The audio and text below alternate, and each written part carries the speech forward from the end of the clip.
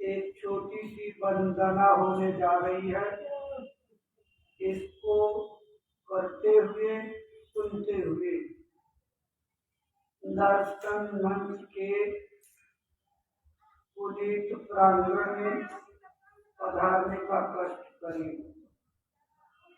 सभी लोग बोलिए जय गुरुदेव, जय गुरुदेव,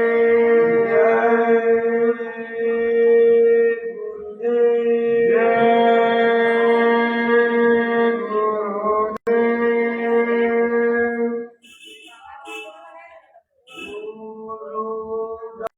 गुरुदारिया में नहाना, मन कहीं भूल न जाना। गुरुदारिया में नहाना, मन कहीं भूल न जाना।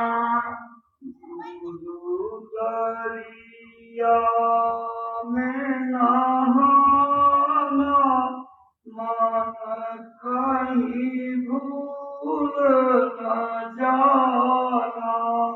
गुरुदारिया में नहाना, मन कहीं भूल न जाना। गुरुदारिया सदा जल निर्मल। गुरुदारिया सदा जल निर्मल। उपसत ज्ञान, मन कहीं भूल न जाना।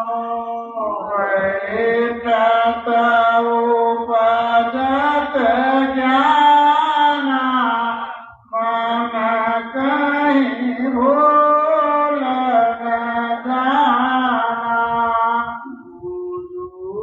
गुरुदारिया में नहाना, मन कहीं भूल न जाना। गुरुदारिया में नहाना, मन कहीं भूल न जाना। तीरथ गुरु चरणन में, तीरथ गुरु चरणन में। गावत वेद पुराण, मन कहीं भूल न जाना। गावत वेद पुराण, मन कहीं भूल न जाना। गुरुदारिया में नहाना, मन कहीं भूल न जाना। गुरुदारिया में नहाना, मन कहीं भूल न जाना। सुर नर मुनि आरती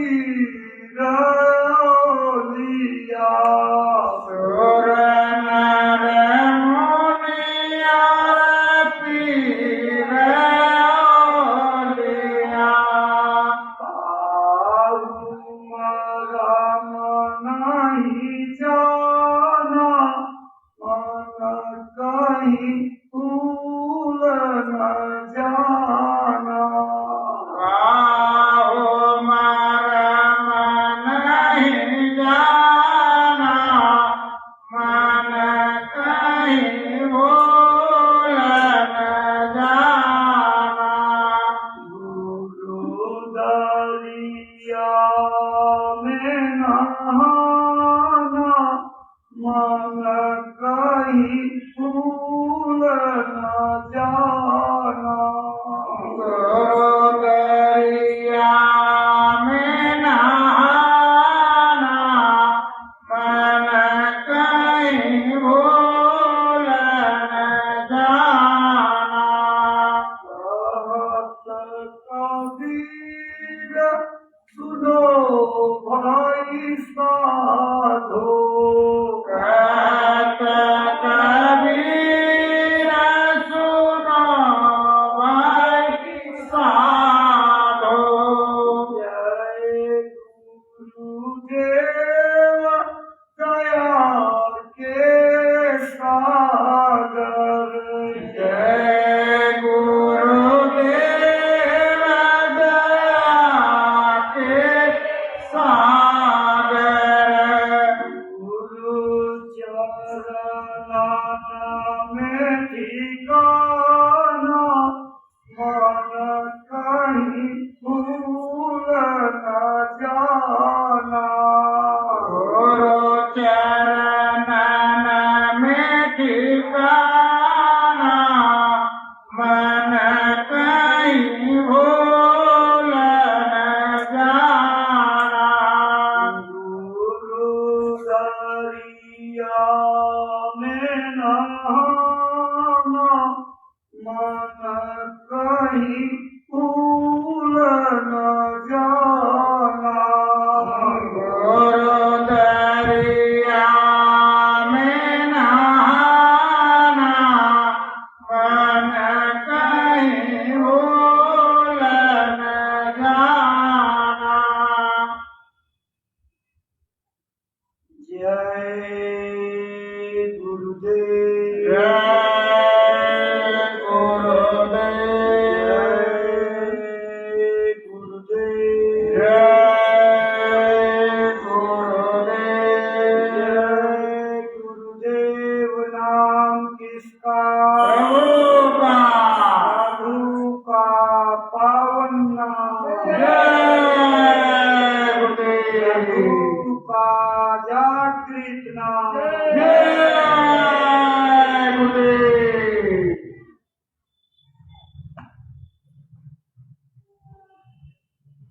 जीवों के परम कल्याण का लक्ष्य लेकर के इस धराधाम पर अवतरित परम पूज्य स्वामी जी महाराज के पावन चरण कमलों में अनंतो अनंत प्रणाम। गुरु महाराज की दया कृपा के आधार हमारी संगत रूपी बाग के रखवाले संस्था प्रमुख पूज्य महाराज जी को कोटिशः नमन। संस्था और ट्रस्ट के वरिष्ठ सम्माननीय पदाधिकारी सदस्यगण सादर नमन। आप सभी गुरु महाराज के दरबार में सेवा भावना से दया कृपा पाने की अरदास लेकर के पधारे परमार्थी साथियों, माताओं, बहनों, बच्चे बच्चियों, धर्म प्राण सज्जनों, सबको सादर हार्दिक जय गुरुदेव। सम्मानित भाई बहनों, आज 1 मई सन 2023 सोमवार की सायंकालीन बेला है। जय गुरुदेव आश्रम मथुरा का दर्शन मंच का प्रांगण है। साधना के अभ्यास सत्र में और गुरु महाराज की वचनवाणियों की याद करने के लिए एकत्रित हैं। भाई बहनों, परमार्थ और भक्ति के मार्ग में गुरु के वचन बहुत ही महत्व रखते हैं। वचनों में ही ताकत होती है। वचनों के अंदर जीवों का कल्याण छिपा होता है। अगर हमने वचन सुन करके समझ करके अपने जीवन में उतारने का गुण पैदा कर लिया तो आपके कल्याण को, आपके उद्धार को कोई रोक नहीं सकता। सफलता की ऊंची से ऊंची मंजिल पर आप पहुंच जाएंगे।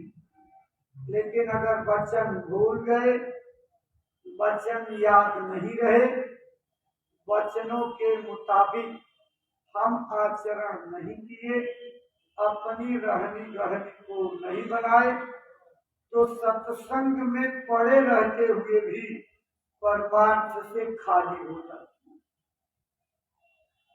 जब सत्संग में बैठो तो सत्संग के वचनों को समझने और अपने ऊपर अमल में लाने की कोशिश करनी चाहिए।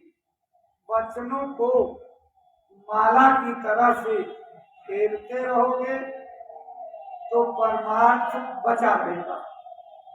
अगर वचन फेरे नहीं गए, जैसे पान का पत्ता रख दिया जाए सुरक्षा के लिए और उसको अगर फेरा न जाए तो वो सड़ जाता है। इसी तरह से गुरु के वचन फेरने की जरूरत है। भाई बहनों, ये धार्मिक और आध्यात्मिक देश है। इसमें संतों महात्माओं की बड़ी महिमा रही है। शुरू में लोगों को महात्माओं की परख पहचान हुआ करती थी। लोग जानते समझते थे। देश में कोई किसी प्रकार का पाखंड और दिखावा नहीं था। उस भेष को वही धारण करते थे जो वास्तव में सच्चे योगी, सन्यासी, साधक हुआ करते थे। गुरु महाराज बराबर इस बात को अपने सत्संग में प्रेमियों को सुनाते थे कि देखो, गेरुआ वस्त्र त्याग का, तपस्या का और साधना का चिन्ह है। इस भेष को कभी निरादर अपमान मत करना, क्योंकि इस भेष को वही धारण करता है जो दुनिया को खत्म कर देता और अपने जीवन को परमार्थ में लगा देता। धीरे धीरे कालांतर में ये बात अब बिगड़ गई। अब तो यह एक प्रकार का लोगों ने धंधा और व्यवसाय बना लिया। गोस्वामी जी ने इसका संकेत किया, कलयुग ऐसा आएगा, उस कलयुग में नारी मुई घर संपत्ति नाशी, मूड मुड़ाई भय सन्यासी।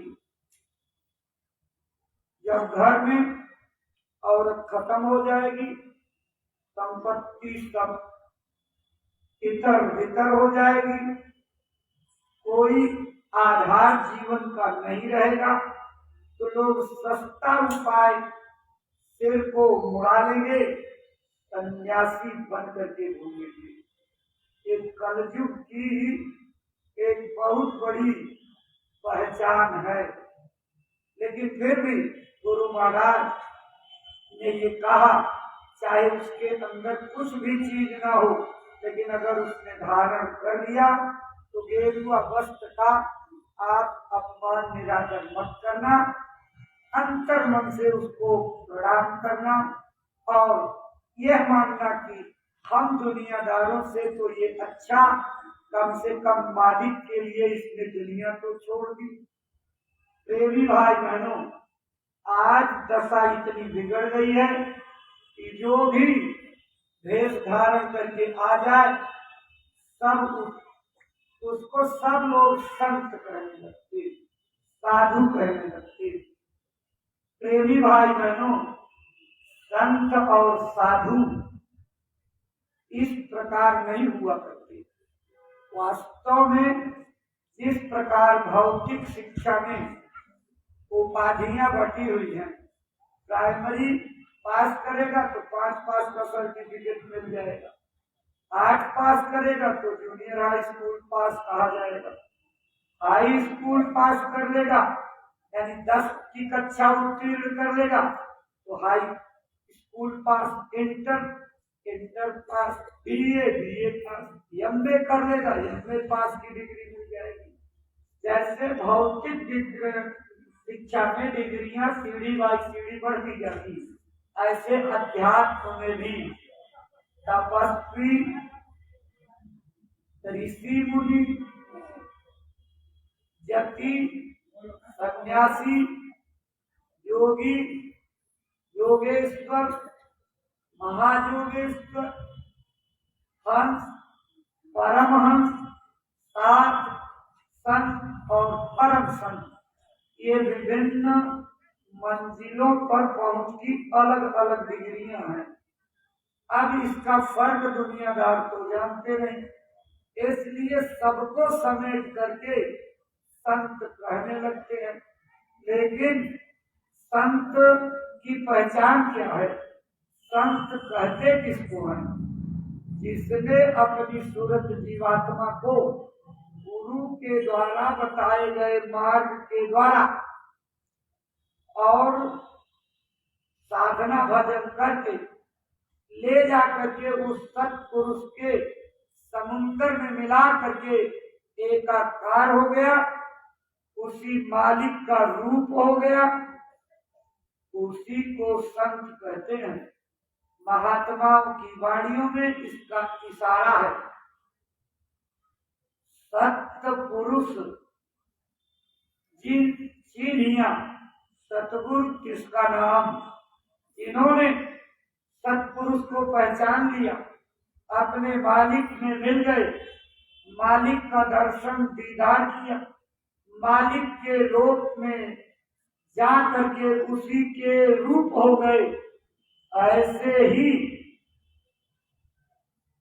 महाभाग्यशाली सूरतों को संत कहा जाता है। अंत लखा तो संत कहावै। इस सृष्टि के रचना के सबसे अंतिम बिंदु पर जो पहुंच जाता है, अंत के जो साथ जुड़ जाता है, अंत के साथ मिल करके उसी मालिक में लय हो जाता, उसी को संत कहते हैं। बाकी और किसी को संत नहीं कहते। अगर बिना योग्यता के, बिना साधना के वेशधारियों को हम संत कहने लगेंगे तो संतों की महिमा का अपमान और निरादर होगा। ये एक प्रकार से दोष लगने का कर्म बन जाएगा और इस कर्म का बोझा लगेगा और उस बोझे का भुगतान लेन देन के रूप में करना पड़ेगा। सजा जो मिलेगी उसमें भुक्त होगी, होना पड़ेगा। इसलिए किसी को भी संत शब्द से, साधु शब्द से, महाराज शब्द से संबोधित करने के पहले विचार कर लेना चाहिए कि क्या इसके अंदर इस शब्द से प्रयोग करने की योग्यता, पात्रता है कि नहीं। हम भौतिक नामोरी के लिए, भौतिक महत्व के लिए, इज्जत सम्मान पाने के लिए मुंह देखी प्रीति करते हैं। ये संसारी भाव को बढ़ाने का काम करता है। हम किसी को साधु महाराज कह करके उसकी महत्ता को बढ़ाते हैं केवल इसलिए कि ताकि मैं इसका प्रिय बन जाऊं। जगत में मुंह देखे की प्रीति। अरे प्रेमी भाई बहनों, संसार में मुंह देखे की प्रीति है। अगर हम परमार्थ में आकर के भी मुंह देखी प्रीति अपनाने लगेंगे तो परमार्थ के रास्ते पर चल नहीं सकते। महात्मा उसे कहते हैं जिसकी आत्मा महान हो चुकी होती है। महात्मा कहलाने वाले लोग बहुत हो सकते हैं, लेकिन साधना करके महात्मा होने वाले विरले होते हैं। महात्मा भेषधारी को नहीं कहते, महात्मा उसको कहते हैं जिसने गुरु की दया कृपा प्राप्त करके अपनी पूर्ण गति प्राप्त कर ली, मालिक के प्यारे हो गए, उनका दर्शन दीदार कर लिया, उनको जीव कल्याण के लिए मालिक ने आदेश कर दिया, अधिकार दे दिया कि जाओ मेरी पावर, मेरी शक्ति लेकर के जीवों को जगाओ, समझाओ, सहारा दो, संभाल करो, ताकत दो, उनके भजन में मदद करो और उनको सहारा दे करके मेरे पास पहुंचाओ। ऐसे ही लोग महात्मा हुआ करते हैं। महात्मा शब्द का अपमान किसी भी स्तर पर किसी भी प्रेमी के द्वारा होना नहीं चाहिए। महात्मा जो होता है वो कभी अपने को महात्मा नहीं कहता, महात्मा कभी अपनी महिमा का गुणगान नहीं करते।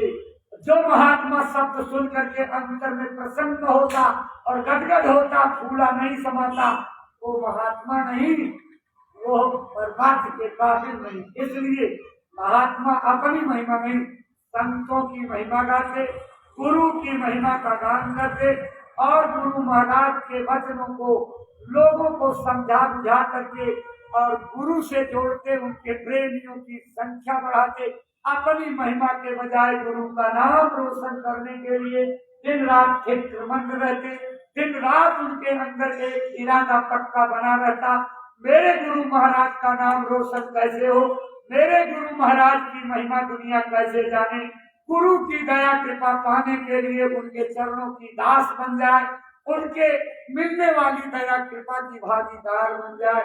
दिन रात इसी काम में लगे रहते हैं। वो अपनी महिमा नहीं करते, अपनी महिमा का गुणगान नहीं करते, कभी अपने को संत और साधु महात्मा नहीं करते, वो सदा अपने को सेवक मानते। गुरु महाराज से बड़ा कौन इस धरती पर उतरा? अनामी महाप्रभु के साक्षात अवतार थे, लेकिन उन्होंने कभी अपने को महात्मा नहीं कहा। वो यही कहते रहे, मैं कोई महात्मा नहीं, मैं कोई भगवान नहीं, मैं कोई साधु नहीं, मैं तो आपका सेवक हूँ, छोटा सा सेवक हूँ, सेवा करने के लिए आया हूँ। जब तक हमारा शरीर है हमसे सेवा ले लीजिए, हमसे अपना काम करा लीजिए, मैं छोटी बड़ी हर प्रकार की सेवा करने को तैयार हूँ। अब तुम्हारी बुद्धिमानी है कि तुम मुझसे कौन सी सेवा लेते हो, झाड़ू लगवाते हो, कचरा साफ करवाते हो, अपने पेट भरते हो और कोई दुनियादारी की इच्छा पूरी करने की सेवा लेते हो, या तुम पक्का इरादा करके अपने भजन की प्रार्थना करते हो और भजन बनाने का काम कर लेते हो। ये तो तुम्हारे ऊपर है। परमार्थ के विद्यालय में दुनिया में हर तरह के सामान सजे हुए हैं, जंगल यानी बाजार लगा हुआ है। अब आपकी पसंद है, इस बाजार में आप सब्जी के ग्राहक हो, नमक के ग्राहक हो, या आप किराने के सामान के ग्राहक हो, या आप जो है सोने चांदी जौहरी की दुकान के ग्राहक हो, हीरे मोतियों के ग्राहक हो। ये तो आपकी पसंद पर है। अगर इस संसार में परमार्थ के स्कूल में जा करके भी आप साग मूली और नमक तेल साबुन मांगते रहे तो कौन बुद्धिमान कहेगा? ये तो आपके प्रारब्ध और भाग्य से अपने आप मिल जाएगा। लेकिन आपको हमेशा महात्मा के पास दुनिया मांगने नहीं, अपने परमार्थ की दौलत मांगने, अपने जीव का कल्याण मांगने, अपने गुनाहों की माफी मांगने, अपने गुरु का प्यार मांगने, दया और कृपा की संभाल मांगने, अपने जीवात्मा को आवागमन से मुक्त होने की दया मांगने जाना चाहिए। इसके अलावा उन्हें दुनिया कभी नहीं मांग। महात्माओं की इतनी बड़ी विशेषता है, इतनी बड़ी महिमा है कि प्रेमी भाई बहनों, उनकी महिमा का कोई शब्दों में बयान नहीं किया जा सकता। जिन लोगों ने गुरुओं की महिमा गाना शुरू कर दिया, कलम तोड़ दी, स्याही खत्म हो गई और लिखने वाले कागज नहीं मिले। इतनी बड़ी महिमा महात्माओं की है। कबीर साहब ने गुरु की महिमा के बारे में कहा, अगर सारी धरती को कागज बना दिया जाए, जितने जंगल के पेड़ हैं सबकी टहनियों को काट करके लकड़ियां बना दी जाए, सारे सातों समुद्र महासमुद्र को स्याही बना करके अगर लिखने शुरू किया जाए तो गुरु की महिमा लिखी नहीं जा सकती है, महात्मा की महिमा लिखी नहीं जा सकती है। महात्मा दया कृपा के अकूत भंडार हुआ करते हैं। वो परमात्मा की ताकत लेकर के इस धरती पर उतरते हैं। उस मालिक ने कहा है, अगर मेरा दर्शन दीदार करना चाहो तो महात्माओं के शरीर को देख लेना, मैं उसके अंदर छिपा मिल जाऊंगा। सत्य अलग पुरुष की आरसी संतो की ही दे, लखा जो चाहो अलग को इन्हीं में लख दो। महात्माओं की दया कृपा का कोई वार पार नहीं है। उनके द्वारा स्पर्श की हुई वस्तु, उनके द्वारा छुए गए सामान, उनके द्वारा उपयोग किए गए वस्त्र, जिस चौकी पर वो बैठ जाए, जिस तख्ते पर लेके विश्राम करें, जिस कुर्सी पर बैठ जाए, जिस जमीन पर चरण रख दें, जिस खंभे दीवार को छू दें, अरे सब में उनकी दया की किरण का प्रवेश हो जाता है। क्योंकि वो चैतन्यता के भंडार होते हैं और जीवात्मा की चेतनता से ही ये शरीर चेतन बना हुआ है, जड़ होते हुए भी। ऐसे उन जड़ वस्तुओं को महात्मा का स्पर्श होते ही उसमें चेतनता की किरण का प्रवेश हो जाता है और वो लोगों के लिए दया कृपा का कारण बन जाती है। महात्मा इतने महिमावान होते हैं, अगर किसी पेड़ का फल खा लिया तो उस पेड़ की 84 खत्म हो करके उसको मनुष्य शरीर मिलता है। किसी पशु का दूध पी लिया, गाय भैंस का, तो उस दूध को पी लेने से उस जानवर के ऊपर स्वाभाविक कोई दया नहीं, ये उनके शरीर का गुण है कि अगर उस गाय भैंस का दूध पी लिया तो निश्चित है कि इस शरीर के बाद उसको सीधे मनुष्य शरीर की योनि मिलेगी।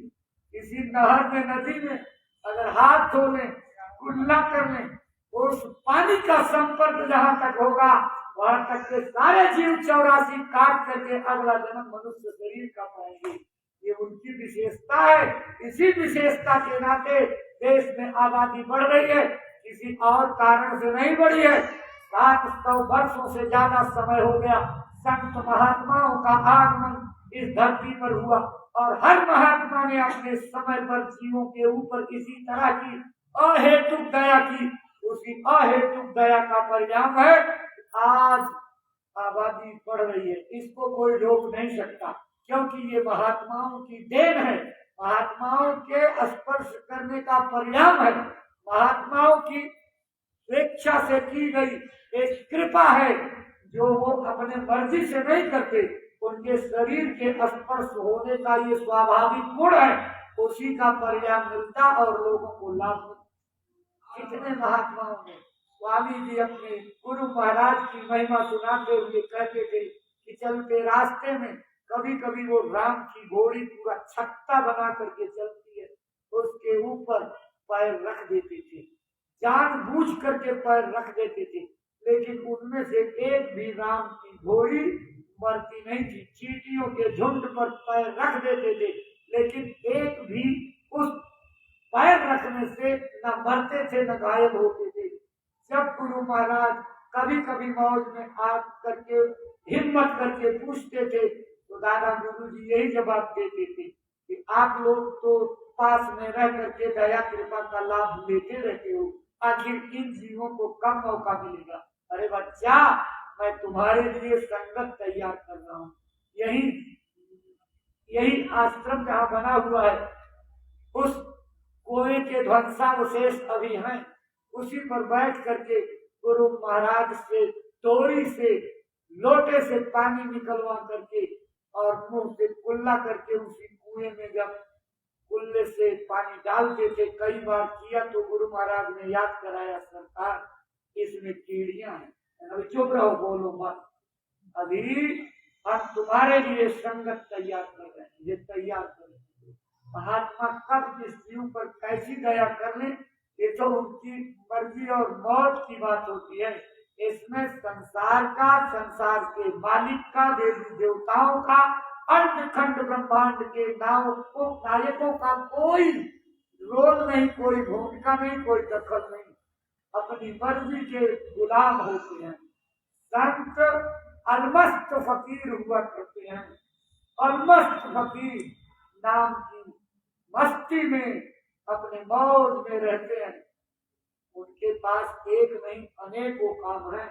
सृष्टि के तमाम जीव उनकी नजर में कब किसको कहाँ संभालना है, किसकी रक्षा करनी है, और उन संभाल की चीजों को हम दुनियादार नहीं समझते।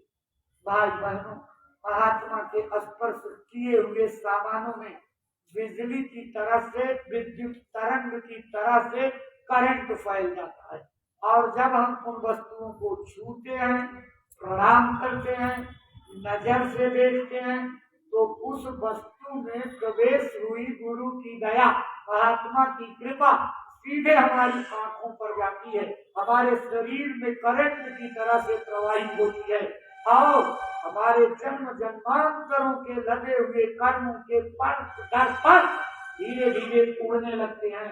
इसीलिए महात्माओं की यादगार से जुड़े हुए सामानों को संरक्षित करके रखा जाता है। इसका दुनियादार महत्व नहीं समझेंगे। ये दुनियादारी की तरह से पूजा नहीं है कि हम इसको जो है दुनियादारों की तरह से रख करके पूजा करेंगे, बल्कि उसके अंदर जो प्रवेश हुई दया है, उस दया का लाभ पाने के लिए हम लोग बराबर उन वस्तुओं को संरक्षित करते हैं, सुरक्षित करते हैं, और रख करके उसको नमन किया जाता, वंदन किया जाता, गुरु की याद की जाती, दया कृपा का लाभ लिया जाता है। जो लोग इसका महत्व नहीं समझते, वो गुरु के वस्त्र की नकल करते, गोली की नकल करते, छड़ी की नकल करते, गुरु के अन्य सामानों का इस्तेमाल करके नकल करते, और अपना परमार्थ तो डुबाते ही हैं। जिन लोगों को मनमाफिक रूप से समझा बुझा करके बहका लेते, उनका भी परमार्थ सत्यानाश कर देते। गुरु के प्रेमी की जुड़ी हुई गुरु से धारा जोड़ तोड़ देते, और दया कृपा की जो धार बनी हुई थी उसको खत्म कर देते। अगर एक परमार्थी अपने गुरु के द्वारा मिलने वाले प्रेम और दया का महत्व न समझ सका, गुरु दरबार से जुड़े हुए प्रेम की तागे को तोड़ करके अपने को गुरु दरबार से आजाद कर लिया, तो वो कैसा परमार्थी है, इस पर सवाल उठता है। इसलिए प्रेमी भाई बहनों, गुरु का दरबार दया का धाम है। उनके सामान हमारे लिए यादगार के, प्रणाम के और दया कृपा लेने के स्मृति चिन्ह हैं। उन स्मृति चिन्हों को प्रणाम करने से, वहाँ उनके सानिध्य में रहने से एक अलग तरह की शांति मिलती है, सुकून मिलता है, आत्मा गदगद होती है। वातावरण आपको बिल्कुल दुनिया के अशांत वातावरण से अलग लगता है। जब ऐसे स्थानों पर बैठ करके साधना करोगे, भजन ध्यान सुमिरन करोगे, तो वो कृपा की किरण आपके अंदर प्रवेश होगी। जो मन आपका सदा चंचल रहता, भागा करता, वो भागेगा नहीं, वो एकाग्र होगा, दुनिया से हट करके एक जगह आएगा, और आकर के आपके लिए परमार्थ की तरक्की का कारण बन जाएगा। इसलिए परमार्थ बनाना है तो गुरु से प्रेम पैदा करना पड़ेगा। ये पक्की बात है। बिना गुरु के प्रेम को पैदा किए एक कदम भी इस संसार में आप चल नहीं सकते। गुरु के दर्शन के लिए, गुरु की एक नजर पाने के लिए, दया और कृपा की धार जारी करवाने के लिए हमेशा उस तरह तड़पना चाहिए जैसे पानी के बिना मछली तड़पती है, वाटी के बूंद के लिए पपीहा तड़पता है, चंद्रमा को चकोर निहारता रहता, और निहारते निहारते पूज्य महाराज जी सुनाते, पूरब से अपनी गर्दन को मोड़ करके ले जाकर के पीठ पर टिका देता। जैसे जैसे चंद्रमा चढ़ता जाता, उसकी निगाह चंद्रमा पर लगी हुई, गर्दन टूट जाती, लेकिन फिर भी प्रेम नहीं खंडित होता। इसीलिए प्रेमियों, हमेशा अपने गुरु को अपने अंदर उतारने के लिए, उनकी एक झलक पाने के लिए रोना और तड़पना चाहिए, अपने अंदर विरह पैदा करना चाहिए। जब तक गुरु के लिए विरह नहीं पैदा होगी, उनकी दया कृपा का आसन जो है हिलेगा नहीं। प्रेमी के रोने पर वो पिघल जाते हैं, जब तक रोगे नहीं तब तक पिघलोगे नहीं। इसलिए कबीर साहब ने कहा कि कबीर हंसना दूर कर, रोने से कर चीत, अबिन रोए नहीं पाइए प्रेम प्यार अमीर। जब तक रोगे नहीं तब तक अपने प्रिय, अपने प्यारे प्रियतम मालिक को आप नहीं पा सकते। इसलिए प्रेमी भाई बहनों, अगर गुरु को पाना है, उनकी झलक अंदर में उतारना है, तो रोना शुरू करिए, एकांत में रोना शुरू करिए, किसी को दिखा करके रोना नहीं।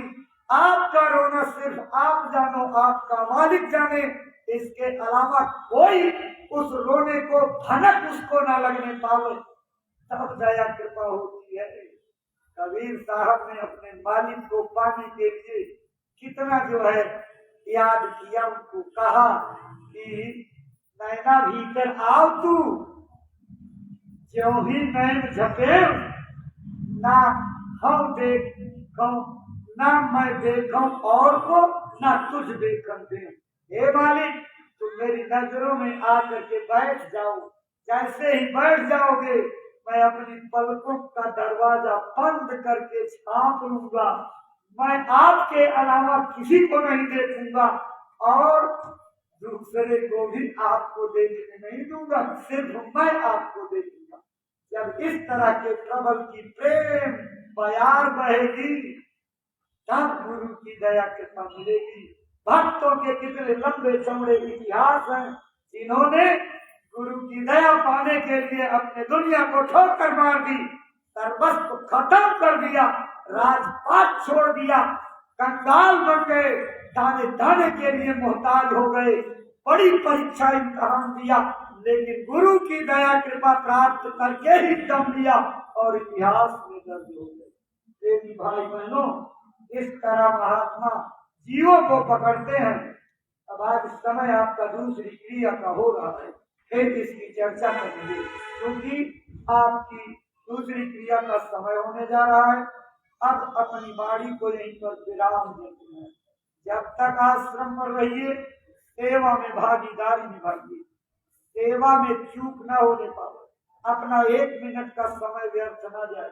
जिस भी प्रकार की सेवा, गृहस्थी में दिन रात खटते रहते हो, 8-8, 10-10 घंटे खटते हो, खटते खटते थक जाते हो, लेकिन उसके बाद भी काम को नहीं छोड़ते, थोड़ा और कर ले, थोड़ा और कर ले, थोड़ा और कर ले। उसी तरह से ये भी सेवा एक प्रकार भजन है, सेवा ही भजन है। भजन सेवा के बगैर नहीं बनेगा, सेवा तो करनी पड़ेगी। सेवा भजन की गति को बढ़ा देती है, रफ्तार तेज कर देती है। जो आवाज कई महीने भजन करने के बाद सुनाई पड़ती, सेवा करते रहने पर अपने शरीर को लगा देने से 2-4-10 दिनों में वही सफलता मिल जाती है। यानी भजन में आपको तरक्की पाना है तो सेवा कसके करो, अपने शरीर की सारी जानर, सारी ताकत लगा करके करो। जानवर की चोरी मत करना। जो सेवा में जानवर चुराते हैं वो बर्बाद में कभी तरक्की नहीं कर सकते। आलसी आदमी कभी भजन नहीं कर सकता है, आलसी आदमी कभी मालिक को याद नहीं कर सकता। इसलिए आलसपने को दूर करो, सोते मत रहो। महात्मा अपने सत्संग से बराबर जगा रहे हैं, बराबर आपको सचेत कर रहे हैं। आगे कर्मों का फल मिलने जा रहा है, उसके पहले सचेत होकर के भजन कर लो, अपना काम बना लो, नहीं बहुत पछताओगे। अब महात्मा की सचेत वाणी को सुन करके जागो नहीं, सोते रहोगे तो सोते में तो भैया दुनिया का भी काम नहीं होता है। सोने लगो तो क्या दुनिया का काम करोगे? हल चलाओगे, खेत काटोगे, रोटी पोओगे, ये सोने में कोई काम नहीं होता। तो जब सोने में दुनिया का काम नहीं होता तो सोने में भजन का काम कैसे होगा? इसलिए सोने में कमी करो, कम सो। गुरु महाराज इसीलिए कहते थे कि शरीर हल्का रहे, शाम को थोड़ा हल्का भोजन करो। अगर हिम्मत से बर्दाश्त कर सको तो कोई हल्की चीज लो जिससे शरीर में फुर्ती रहे, आलस न आए। और बैठ करके रात में जाग करके भजन करो, जल्दी जल्दी कर लो। ना जाने कब जिंदगी की सांसें खत्म हो जाए और हुक्म हो जाए, शरीर धड़ाम से गिर पड़े, सारे वादे आपके धरे रह जाएंगे।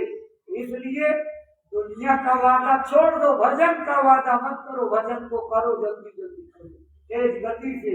अभी समय है, नहीं बात में बताना पड़ेगा। इसलिए देवी भाई बहनों, अपनी बातों को यहीं पर विराम देते हैं। त्रुटियों को क्षमा करिए, सेवा के लिए बिल्कुल चैतन्य रहिए। देखो विभिन्न प्रकार की सेवाएं पड़ी हुई हैं। आप खाली रहो तो इधर चले जाओ जो है। देखो बरसात हो गई है, आंवले के बाग में तमाम तरह के घास उगे हुए हैं। खाली रहो, कोई सेवा नहीं है, चले जाओ। 10, 20, 50 पौधा उखाड़ो। इस समय जमीन नरम है, उखाड़ करके किनारे लगा दीजिए। 10-15 लोग जुट गए तो देखो एक किनारे से एक लाइन खत्म हो जाएगी। कुछ आज उखाड़ लिया, कुछ शाम को उखाड़ लिया। तो इसी तरह से पूरा पड़ा हुआ है, तो आप उसको देख करके झगड़ा मत करिए। आप ही जैसे आदमी जो उसको उठाते हैं, साफ करते हैं, उनकी हिम्मत देखिए। देखो कितने कुत्ते यहाँ फर्श पर जो है इंटरलॉक पर जो टट्टी कर देते, लेकिन हमारे जैसे ही बंदे उस टट्टी को उठा करके साफ करते हैं। ये छोटी सेवा नहीं है, ये बहुत बड़ी सेवा है। इस सेवा को करने से ही मन दीन होता है, मन की खुरापात और अहंकार खत्म होता है। और इस मत में जितना छोटा बनोगे, जितने छोटे बन करके सेवा करोगे, वही आपके लिए कारगर हथियार होगा, वही परमार्थ की सफलता की कुंजी होगी।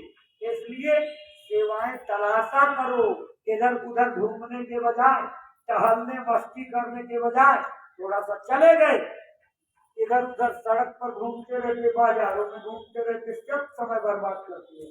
10-20 लोग इकट्ठा होकर के चले गए और एक इलाका घास उखाड़ करके सर कर आए कि आपकी सेवा जुड़ जाएगी और हाथ में जुड़ जाएगी, गुरु महाराज की दया के बाद कार्य बन जाएगा। इसलिए सब लोग सेवाओं के लिए चित्त बन जाएगी। यही अपनी बातों को विराम देते हैं, त्रुटियों को क्षमा करके सब लोग मालिक के नाम को प्रेम के साथ जोर से बोलिए, जय गुरुदेव, जय गुरुदेव, जय गुरुदेव। नाम किसका? प्रभु का पावन नाम, प्रभु का जागृत नाम। बाबा जय गुरुदेव जी महाराज का कहना है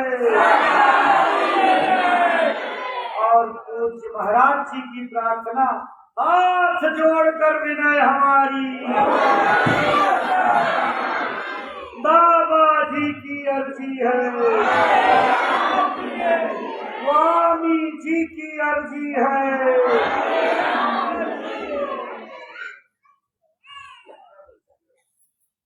जय